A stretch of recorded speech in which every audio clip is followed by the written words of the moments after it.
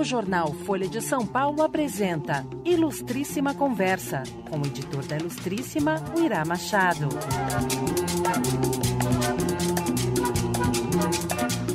Bem-vindos à Ilustríssima Conversa, um podcast quinzenal da Folha. Hoje eu falo com José Miguel Wisnik, professor de literatura brasileira da USP, ensaísta, músico e autor de Veneno Remédio. Nesse livro, ele estuda o futebol brasileiro em múltiplas dimensões, considerando suas relações políticas, sociológicas, antropológicas e econômicas, mas sem nunca deixar de analisar o que mais interessa, o jogo em si. A conciliação entre o aspecto lúdico do futebol e, ao mesmo tempo, a busca de resultado é uma questão do futebol brasileiro e, de certo modo, uma questão brasileira. O Neymar é impressionantemente a condensação de tudo isso, de todas essas ambivalências brasileiras. Na nossa conversa, falamos sobre as origens do futebol, a formação do estilo brasileiro e o desenvolvimento desse esporte desde o início do século XX até a Copa de 2018. Zé Miguel, obrigado por participar aqui da nossa ilustríssima conversa.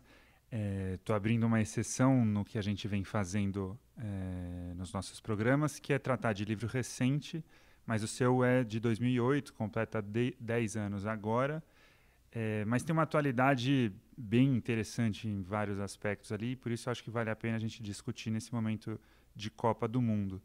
Então eu queria começar essa nossa conversa pelo título do seu livro, que não é um título óbvio, Veneno Remédio. É possível explicar de forma simples, porque no livro a explicação vem ao longo do texto inteiro. Uhum. Aqui eu queria tentar uma explicação mais rápida para quem ainda não conhece o seu livro. Bom, a gente pode responder essa pergunta em dois níveis. Um assim mais geral, que o próprio futebol é um veneno remédio, no sentido de que é um jogo onde está elaborada a violência dos grupos sociais que disputam as suas rivalidades e os conflitos e mesmo a guerra, não é? Que é uma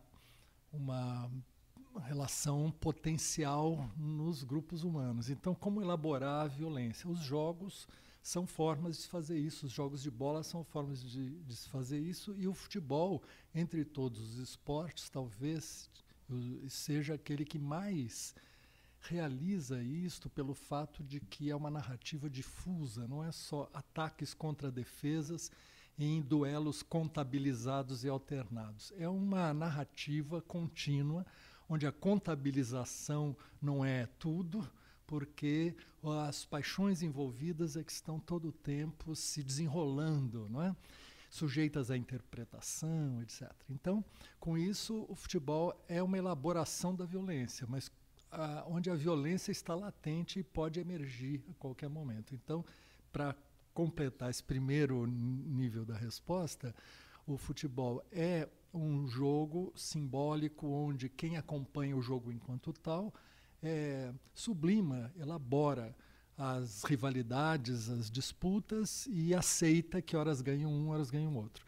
Se, no entanto, as torcidas organizadas se chocam já num jogo paralelo, que é de destruir o outro simbólica, imaginariamente, melhor dizendo, ou realmente, então você tem um outro aspecto do futebol que vem à tona, às vezes, dentro do campo, que é toda a violência que está contida ali.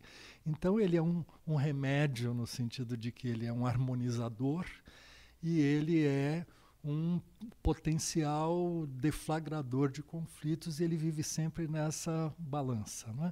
O segundo nível da resposta, e mais profundamente ligado a nós, na situação brasileira, está ligado aos sentidos que o futebol ganhou no Brasil, e que tem a ver com o fato de que no Brasil o futebol tanto é uma realização coletiva de potencialidades brasileiras que conseguiram se mostrar como efetivas, vitoriosas, mesmo sendo lúdicas, e, por outro lado, ele está ligado, vamos dizer, à inconsequência brasileira, à incapacidade de administrar, de administrar-se, de de enfrentar a realidade. Então, veneno remédio. O Brasil é uma droga e o futebol é um espelho disso.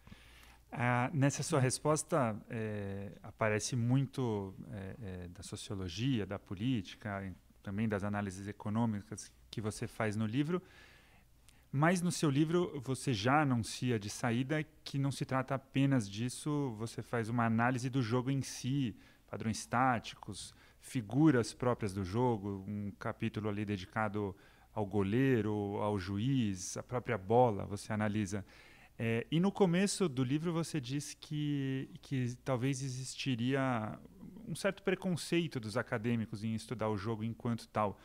Você sentiu alguma reação estranha por se dedicar a esse tema dessa forma que você pretendeu?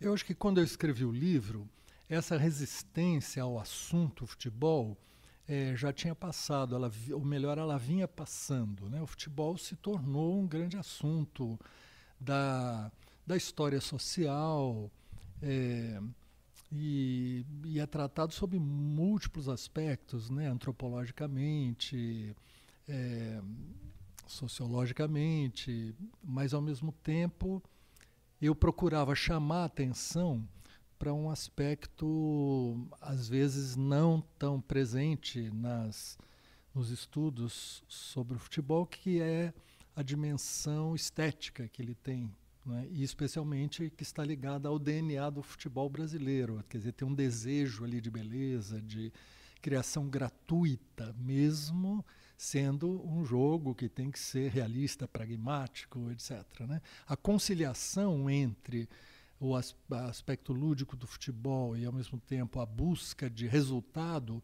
é uma questão do futebol brasileiro e, de certo modo, uma questão brasileira, ou seja, a utopia ou o imaginário da conciliação do ócio e da festa com a realidade, né?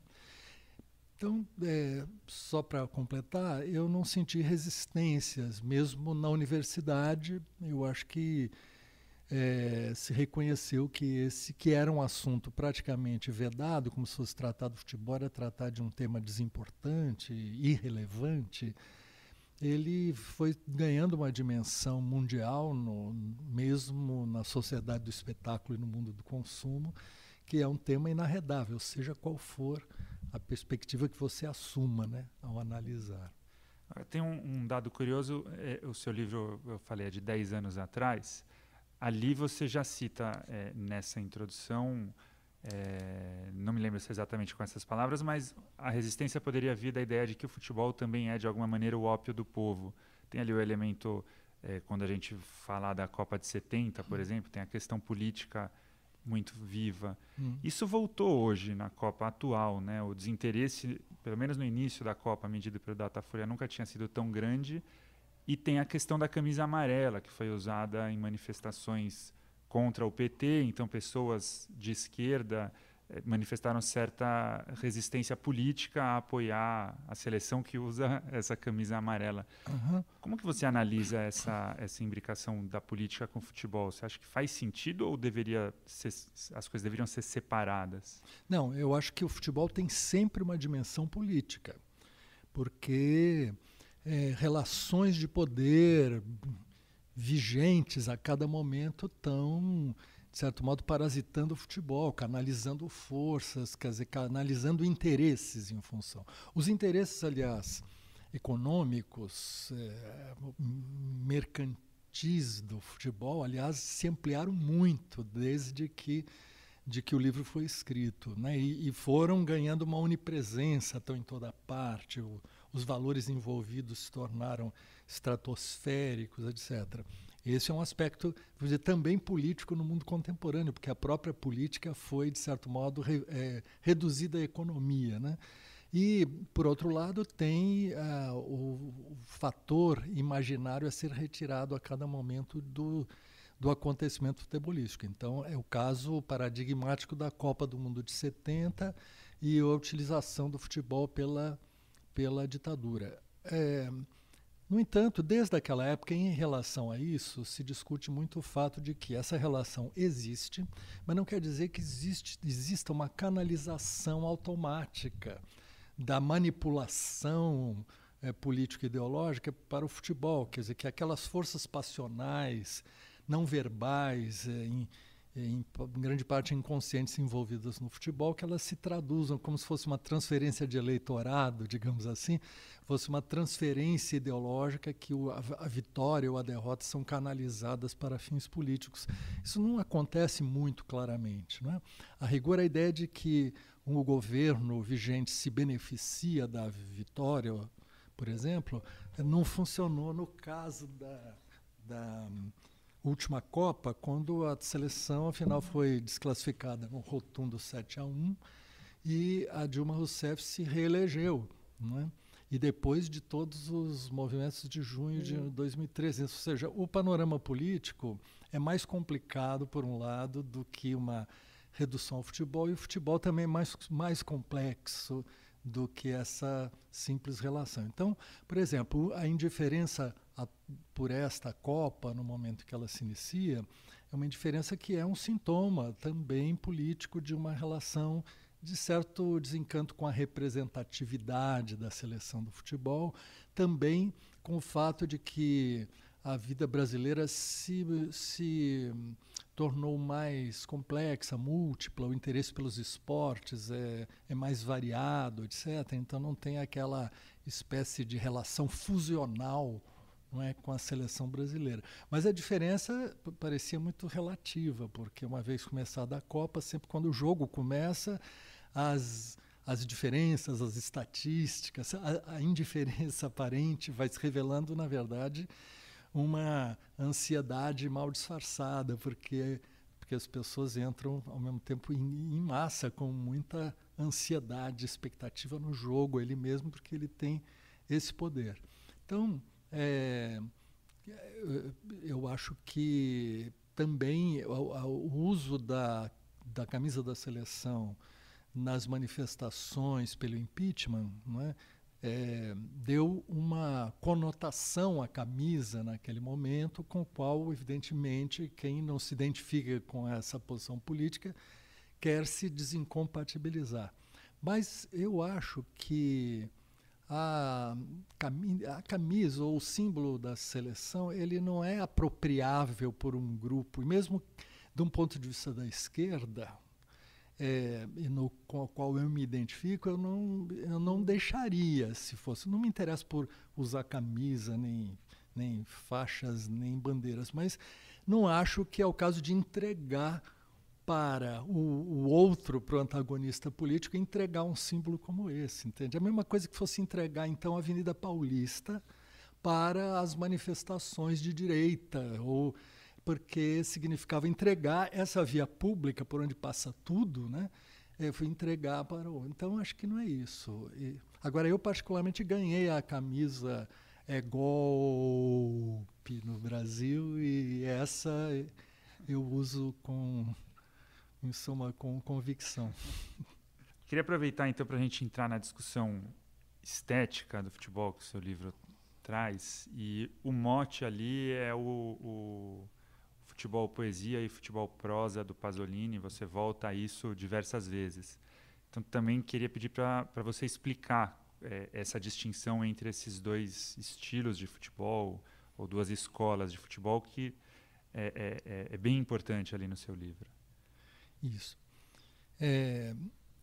O livro foi inspirado, em parte, num texto do Pasolini, um pequeno texto de Pier Paolo Pasolini, né, o cineasta, poeta, ensaísta, que dizia em 1970 que o futebol pode ser jogado como poesia e como prosa, né, comparava então com a literatura.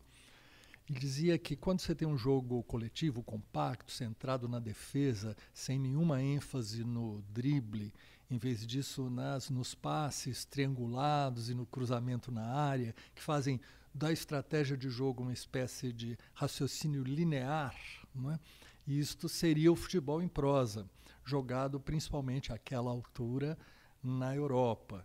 Enquanto que, quando você tem uma ênfase no ataque, no drible, na criação de jogadas inesperadas, criação de espaços inesperados, e como eu coloco no livro, de de jogar com elipse, quer dizer, com a curva, com o passe de 3 dedos, a folha seca, o chapéu, o drible, toda essa criação de espaços por vias não lineares, isso seria o futebol de poesia, que dá justamente aqueles efeitos de surpresa, né, que caracterizam, vamos dizer, a irrupção assim, estética do lance do jogo e tal. E isto, então, ele via como dominante no futebol sul-americano, e especialmente brasileiro. Então, de lá para cá, esta, vamos dizer, relação entre poesia e prosa no futebol continuou passando por mudanças. Por um lado, houve uma ocupação intensiva do espaço e de uma coletivização do jogo, ou seja, as táticas, né, os movimentos coletivos, especialmente o carrossel holandês, chamou a atenção para isso. Os jogadores não estavam ocupando posições fixas, mas o time inteiro se movimenta, se contrai, se expande e tal. E isso, na verdade, deixou consequências muito grandes. Foi bater depois via Holanda no Barcelona, no futebol espanhol, e isso mudou a cara do jogo, no sentido de que há uma prosa do jogo. O jogo é mais atlético, turbinado, a ocupação intensiva do espaço e corre muito mais, e se joga coletivamente, né? Como sabemos, né? Tudo isso que tem sido visto agora no modo como as equipes se comportam em relação a sufocar o outro já na saída de bola, ou retrair, expandir os terços do campo, todas aquelas coisas. Agora, o futebol de poesia, que poderia ser considerado extinto nesse processo, não acabou. E ele, curiosamente, por exemplo, o time do Barcelona, no auge dele, formou um tridente sul-americano, né, com Messi, Neymar e Suárez, que é um tridente do futebol de poesia, quer dizer, atacante, com drible, com elipses e tal, fundido com o futebol espanhol. Então, foi uma nova, vamos dizer, relação da antiga dicotomia poesia e prosa. Assim também, todas as seleções do mundo passaram por um processo de pluralidade étnica, né? As equipes incorporaram os descendentes de africanos, daqueles que vêm do Oriente Médio e tudo mais. Então, o próprio futebol europeu ficou todo matizado por essas diferenças, e isso é uma coisa notável sobre o estado do mundo agora, né, recentemente, nesta Copa. Pois é, a gente está gravando essa conversa com a Copa em curso. Não saberemos quando este podcast estiver no ar o destino da seleção brasileira, ou quais seleções terão avançado e quais terão ficado pelo caminho. Então, tudo que a gente falar de Copa de 2018 precisa ser feito sob essa ressalva. E aí o que eu queria te perguntar já dá para dizer que essa Copa de 2018 levou aos extremos essa tendência que você já via desde a Copa de 70, ela foi evoluindo de forma tal que as seleções agora primam pela tática, inclusive as seleções mais fracas fazem um paredão defensivo com uma disciplina tática que antigamente não se via. Já dá para apontar isso como uma tendência? E se sim, como que você avalia essa tendência em termos de estética do jogo? Então, primeiro eu quero reforçar o que você acabou de dizer, né? Saiba o ouvinte que nós estamos falando às cegas, né? Ou seja, estamos falando antes dos mata-matas começarem. Então, estamos aqui apenas naquela fase que é o prelúdio da Copa, onde as forças meio que se mostram e tal, mas não se decidiu nada até agora quando estamos falando. Agora, podemos ver que, de fato, essa consciência tática fez com que as diferenças, as grandes disparidades se tornem mais atenuadas, né? Quer dizer, então, equipes de tradição menor, se elas formam um bloco defensivo e uma estratégia de marcação que dificulta seriamente para grandes seleções tidas como favoritas. Tanto assim que nas primeiras rodadas, as 4 grandes favoritas passaram por dificuldades para se afirmar, ou seja, não havia ninguém passeando em campo, desfilando superioridade, né? Isso está ligado a esse fato. Quanto mais consciência tática, mais a diferença individual pode solar, né? Como se fosse assim, ou seja, portanto, se fazer valer. Isso aconteceu inicialmente apenas com seleções muito fracas, como a do Panamá, que não tinham sequer atingido esse estágio, né? E que, portanto, permitiram goleadas e tal num primeiro momento. O que faz, no entanto, com esta maior ocupação do campo e com esse aspecto mais prosaico e atlético do jogo,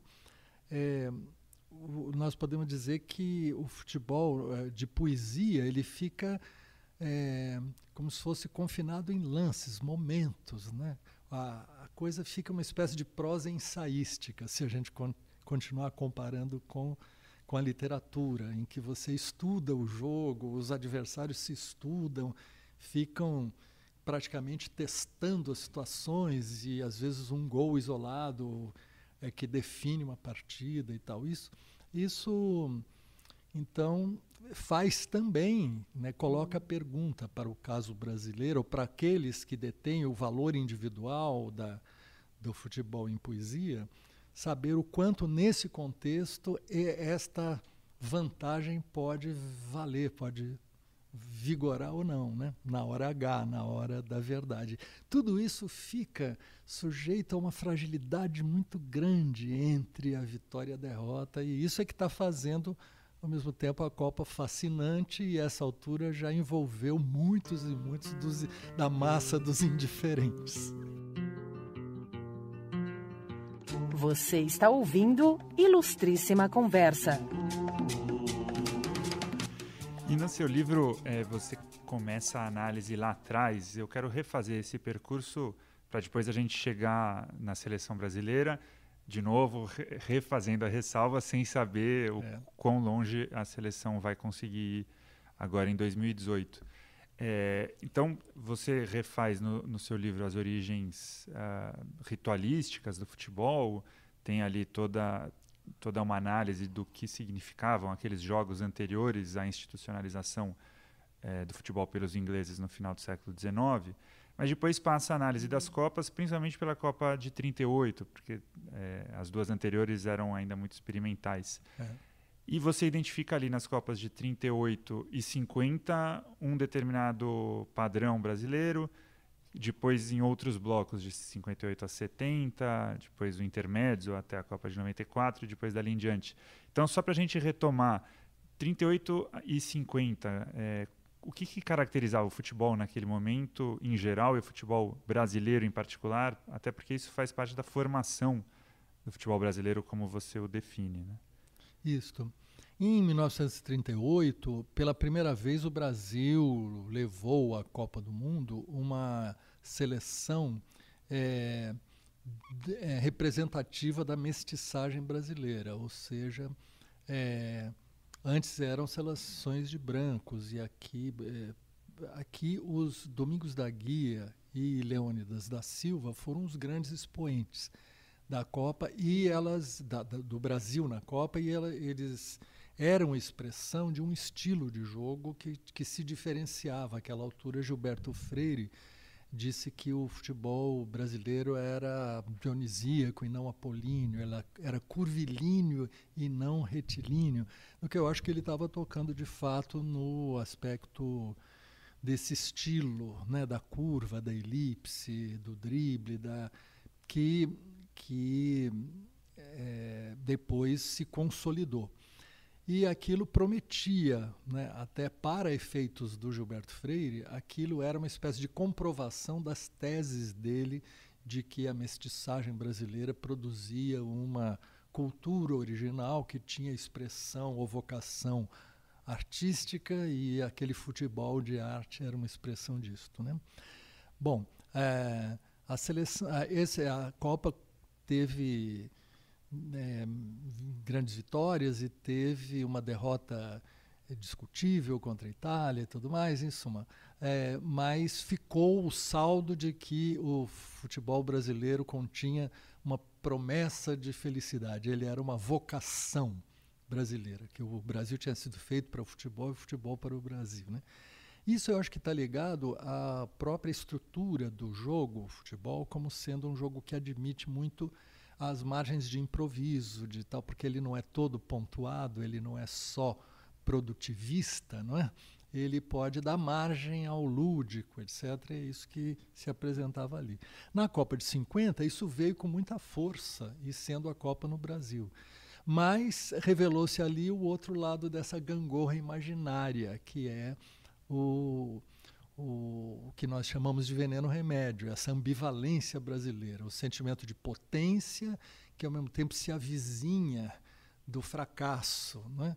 E ali, curiosamente, num momento de expressão dessa potência e de praticamente vitória conseguida, a simples existência do adversário, de um gol do adversário, parece ter levado a seleção brasileira a implodir em campo e a perder aquela Copa. Isso, em suma, é uma catástrofe psíquica, né? O Nelson Rodrigues falou como cada nação tem a sua Hiroshima, e aí, veja você, a ideia de que a Copa de 50 tinha sido a Hiroshima brasileira, quer dizer, a bomba inconsciente que mostrava quanto a dificuldade de afirmação das possibilidades daquele povo e tal. Então, essa questão fez, portanto, do futebol o lugar onde se manifesta essa dupla possibilidade de alguma coisa que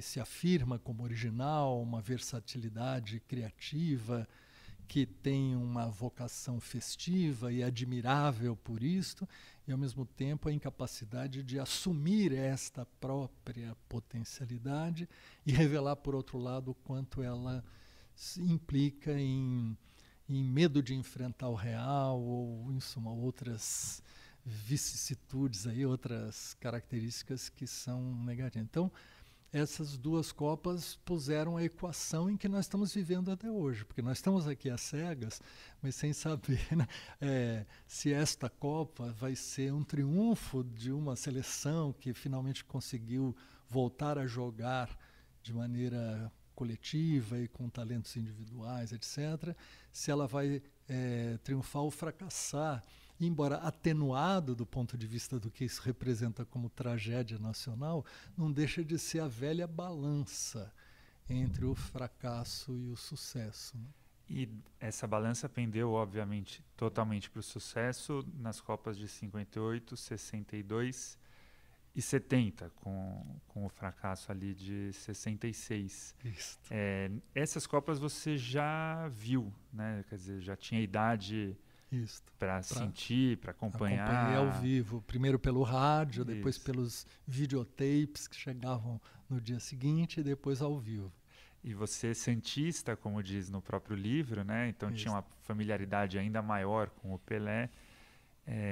Essas Copas afirmaram de vez esse ideal do futebol brasileiro e, de certa forma, deixaram um peso para depois? Ou você diria que já vinha de antes mesmo, 38 e 50, esse caráter elíptico do futebol, o que é o futebol brasileiro? Ele se desenhou em 38, ele se afirmou em 50. Os críticos estrangeiros que comentam a Copa de 50 falam que aquele futebol jogado por aquela seleção era um futebol diferente, um futebol muito peculiar, né, com uma singularidade tal, que é esta que se afirmou em 58, já com o advento de Pelé e Garrincha, e, portanto, uma época áurea, né, em que houve uma hegemonia do futebol brasileiro, no momento justamente em que a Copa ganhava uma relevância mundial, passando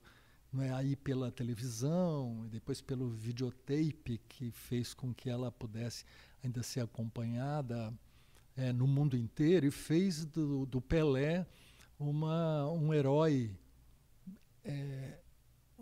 como seriam os heróis gregos, né? Mas através de uma cultura oral, primeiro, que surgiu com as façanhas que se narravam daquele jogador, e depois isso confirmado pelo televisionamento e tal. Então, essas 3 vitórias do futebol brasileiro, numa época em que a difusão dos meios televisivos se firmava, consagrou o futebol brasileiro como, vamos dizer, o representante por excelência da época áurea da modernidade do futebol, né? Você diz ali no livro que você sofria, um amigo seu comentou isso, que você sofria o mal de achar tudo aquilo normal, natural, por ser santista, por estar habituado a ver aquele Pelé jogar daquele jeito, né? A intimidade a que você se referiu é que eu tinha com o time, porque eu ia toda semana na Vila Belmiro, pelo menos de 62 a 66. Então era uma época realmente do auge do Pelé, no dia a dia, né? Então um amigo que também é santista, que é o artista, escritor, ensaísta Nuno Ramos, ele que é 10 anos mais novo que eu, quando ele viu filmes daqueles santos daqueles anos, imaginando que eu frequentava aquilo como se aquilo fosse a vida normal, ele falou que aquilo produziu danos irreversíveis à minha personalidade. O que é engraçado, realmente, talvez me deu uma sensação de que tudo faz sentido, entendeu? Às vezes eu sou acusado de dar sentido demais às coisas, mas é que está ligado a esses danos irreversíveis. E depois você teve que conviver com várias Copas sem vitória, inclusive com 2 fracassos que entram nessa história do tudo ou nada, né? Que é o 82 e 86, 2 seleções que jogaram reconhecidamente um futebol majestoso, mas 2 seleções que perderam, né? E aí elas caem no fracasso retumbante, muito embora tenham feito belíssimas partidas. Eu acho, isso mereceria pesquisa, mas eu acho que só no Brasil a gente considera que a seleção ou vence ou fracassa, né? Ou seja, a dicotomia, a gangorra é muito, muito total entre o tudo e o nada, né? Eu acho que em outros lugares aceita-se que você entra num jogo, pode ganhar, pode perder, etc., pode sair melhor ou pior. Isso não tem esse impacto tão total, né, como talvez em países periféricos, né? A Argentina está vivendo isso agora, mas, ou seja, fracasso e vitória total, retumbante, não é? Ou nada. Eu acho que isso faz parte, esse é um tema, um tema que percorre o livro, né? Que é a relação que no Brasil se tem com o futebol, é da ordem do imaginário. O imaginário é uma relação, do fundo, infantil, e que está baseada no tudo ou nada. Ou você é tudo ou você é nada. E isto é muito diferente da ideia de que você constrói coisas, não é, em processos que admitem aspectos positivos e negativos. Tudo está ligado, quer dizer, ao modo como você projeta e enfrenta a realidade. Isso é assim que se faz, de maneira adulta. Mas o futebol trai uma relação infantil, imaginária, que nós temos com a própria imagem do Brasil, na indiferença ou na euforia, né? Mas, na verdade, a indiferença esconde a euforia, e a euforia esconde a ansiedade ou o medo do fracasso, né? E, no fundo, isto permanece através dessa história, com todas as mudanças, né? Então, posteriormente, nos anos 70, houve uma grande mudança no futebol, que é aquela a que a gente estava se referindo. A exigência da prosa, não é, tática, passou a ser muito grande. E no Brasil, naquela época, se discutia o futebol arte e o futebol força, também como se fosse uma dicotomia. E o Brasil tinha que abandonar o futebol arte para ir para o futebol força. Quer dizer, é uma falta de senso dialético, digamos, do fato de que você tem que lidar com essas aparentes polaridades, né? E daí que passou-se um tempo todo sem que aquela se conseguisse voltar a afirmar vamos dizer, a força do futebol brasileiro e tudo mais. Em 94, isso se deu com uma espécie de conciliação, justamente de uma seleção com uma consciência tática e defensiva muito afirmada para enfrentar, então, o novo futebol no mundo, e com um gênio da criação, mas muito efetivo na finalização, o Romário, né? Então é uma espécie de centauro, né? Um monobloco defensivo com um ariete, né? que era capaz de furar as defesas, mesmo quando por resultados mínimos, né? E no final das contas nos pênaltis. Então isso afinal voltou a ser uma vitória, mas sem aquele aspecto, vamos dizer, de gratificação do desejo de sobra, do excedente, da goleada, da afirmação, né, total que a seleção de 82 prometeu, não é? Mas não pôde realizar como resultado. O que não impede, quer dizer, o que eu sou daqueles que acham que isso não é assim que se avalia o mundo, que em suma que aquela seleção é uma seleção maravilhosa que está na memória e, como muitos dizem, isso fica mais presente às vezes do que o resultado de uma seleção que ganhou a Copa, mas da qual você não tem muitos lances para lembrar, né? Então a coisa entrou pelo século XXI com esta oscilação, e de lá para cá nós tivemos, eu posso dizer que o futebol brasileiro tem 3 momentos de implosão, momentos decisivos em que se dá uma, vamos dizer, a seleção derrete em campo, não é? Num jogo decisivo. Um foi em 1950, outro em 1998, a famosa convulsão de Ronaldo, e outro é o 7-1. Então o Brasil já é tricampeão dessas, vamos dizer, derrotas assim quase inexplicáveis pelas dimensões, mas porque eu acho que é um sintoma desse jogo permanente entre vitória ou fracasso, né? Euforia ou derrota total. E as seleções de 98, 2002 e 2006, elas tiveram a particularidade de reunir jogadores do mais alto nível técnico, era um nível técnico em termos de futebol arte muito maior do que o da seleção de 94. Uma delas ganhou, a de 2002. Você diria que fazendo a mesma conciliação que a seleção de 94, ou pendia mais para um lado do que para o outro nessa? Aí eu acho que o futebol já tinha se tornado esse esporte mais equiparado, não é? Onde essas Copas são Copas onde os resultados decisivos são mínimos, as vitórias são já por frações, né? E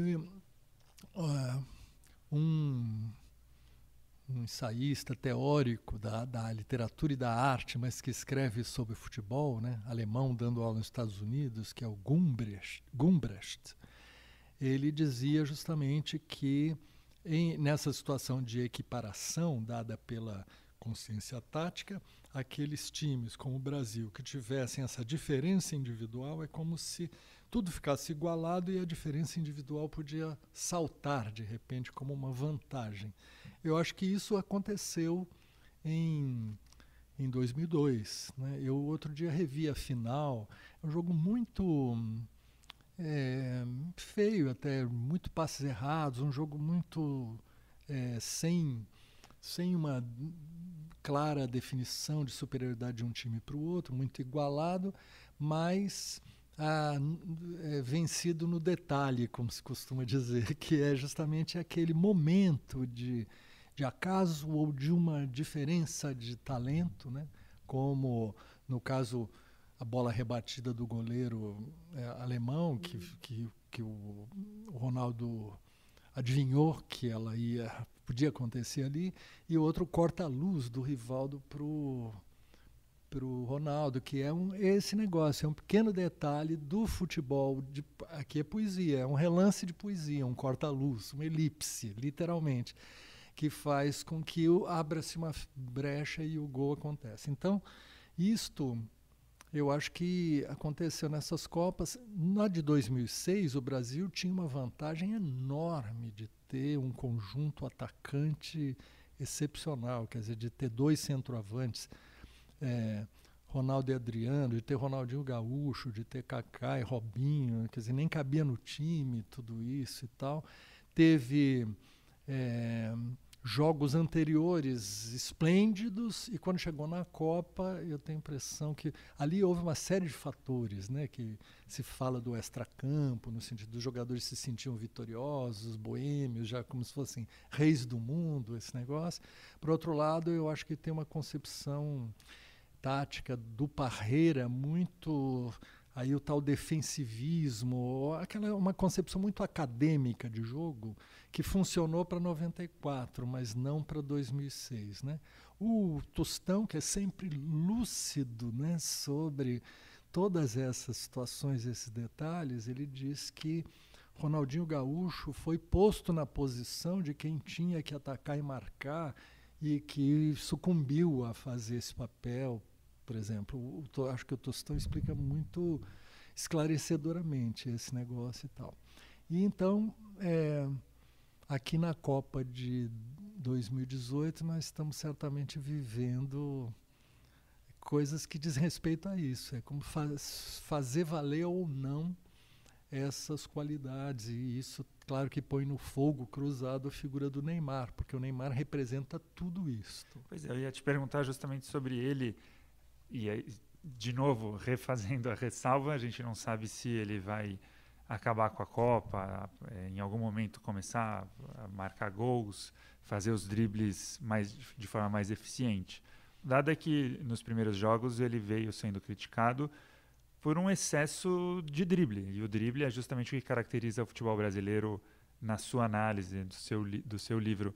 Como que você vê o desempenho do Neymar? Ele está exagerando no que deveria, ou até para usar a sua metáfora, ele está transformando em veneno o que poderia ser um remédio do futebol brasileiro? Pois é, o Neymar é impressionantemente a condensação de tudo isso, de todas essas ambivalências brasileiras, né? O Neymar ganhou um papel assim importantíssimo no futebol mundial, e suma, é o jogador que suma, objeto da mais alta transação em valores, né, já feita, e portanto o extremo do futebol mercantilizado e profissionalizado, e ao mesmo tempo ele é a expressão de um futebol como nenhum outro jogador, do lúdico, como se ele estivesse jogando uma pelada ao mesmo tempo. Ele não abre mão do prazer de jogar, de dar uma lambreta. Me refiro ao último jogo que assistimos aqui com a Costa Rica, depois de feito o primeiro gol. Ou seja, ter aquela espécie de sobra de gratuidade lúdica, que é uma marca originária do futebol brasileiro. Ele carrega isso com ele, ele é isto, sendo ao mesmo tempo, estando na ponta da capitalização. Então ele vira uma alegoria quase que do destino, né, brasileiro, no sentido da consequência e a inconsequência disto, né? Eu acho, pessoalmente, considerando esses períodos que antecederam, que do ano passado para cá, que como ele claramente tomou uma estratégia, assumiu uma estratégia de ser o herdeiro de Cristiano Ronaldo e Messi, de ser, então, reconhecido como o número 1 do mundo, essa coisa toda, isso fez com que ele pautasse a carreira por isso, foi para o Paris Saint-Germain por isso, e como se ele precisasse ser uma espécie de dono do time, e um dono do time que exibe seus dotes. O que eu acho maravilhoso, mas ao mesmo tempo que o jogo tem uma realidade coletiva que supõe que você tem uma inteligência do jogo, né? Então, o Messi tem uma impressionante inteligência do jogo no Barcelona. Na Argentina ele não pode exercer porque o ambiente ali parece muito confuso futebolisticamente para ele fazer isso, mas a inteligência do jogo instantânea, ele só faz tudo certo. O Cristiano Ronaldo, que é um finalizador monstruoso, tem uma inteligência do jogo. O Neymar chegou aos 26 anos ainda com essa inteligência do jogo não muito clara, eu acho, né? Ele tem uma lucidez que ele sempre mostrou e tal, mas eu acho que ele, em parte, ele confunde, ou perde esta lucidez quando ele, ao mesmo tempo, quer ser esta figura única e tal. Então, isso, curiosamente, é uma síndrome do veneno-remédio, né? E nesse momento em que nós estamos falando, inclusive isso virou drama, porque ele, em suma, ele está com um nervosismo em campo excessivo e tal, que tem a ver com a violência que ele sofre, ao mesmo tempo como ele administra o fato de sofrer muitas faltas, fazendo uma representação. Eu vi um comentário de que alguém fez que eu achei curioso, que é: Neymar é um fingidor, finge tão completamente que chega a fingir que é pênalti, o pênalti que devera sofreu. Ou seja, ele torna, às vezes, uma representação a falta que foi sofrida, e isso dá um efeito complicador, que tanto dos adversários sobre ele, na caçada sobre ele, quanto na relação com os árbitros. Eu já tinha visto no Paris Saint-Germain ele discutindo com bandeirinha sobre um lateral na defesa do Paris Saint-Germain, ou seja, uma coisa totalmente descalibrada, né? E acho que ele esteve descalibrado nessa última partida que nós assistimos até agora, Brasil-Costa Rica. Como é que isso vai se desenrolar agora, né? Eu acho que tem toda uma pergunta sobre ou exercer a imensa potencialidade que é dele e desta seleção, que a gente não gostaria de ver simplesmente desperdiçada, assim. Seria doloroso ver uma seleção que vinha do Dunga, que é uma coisa não atualizada, regressiva, ligada a uma moral do comprometimento, um negócio que não é um modelo assim animador de futebol, veio para uma coisa que realmente é um time, tem a cara de um time. Eu me identifico mais com essa seleção do que as das últimas Copas, com certeza. E seria realmente doloroso ver isso simplesmente desperdiçado por esses aspectos aí, que no fundo são dessa ambivalência, né? Queria fazer provocações aqui. No seu livro você menciona o Robinho algumas vezes, sempre com muitos elogios. Eu queria fazer a provocação. Eu estou entre os que acham que o Robinho é uma promessa que não se cumpriu. Não tanto quanto o Denilson, mas, de certa forma, ele não virou o grande jogador que todo mundo imaginava que ele viria a ser. Eu não sei se até o momento que você concluiu o livro você ainda esperava que o Robinho virasse mais do que ele virou, ou se você acha que ele de fato é o grande jogador que seu livro faz parecer. Então, primeiro eu escrevi o livro num momento de entusiasmo pelos Santos do Robinho, Diego e Ganso jogando realmente. E era um momento em que chegou-se a pensar que o futebol tinha perdido o interesse, que ele tinha sido sufocado por esse negócio de ideia de planejamento atlético e tal, que, em suma, o aspecto artístico, poético tinha acabado.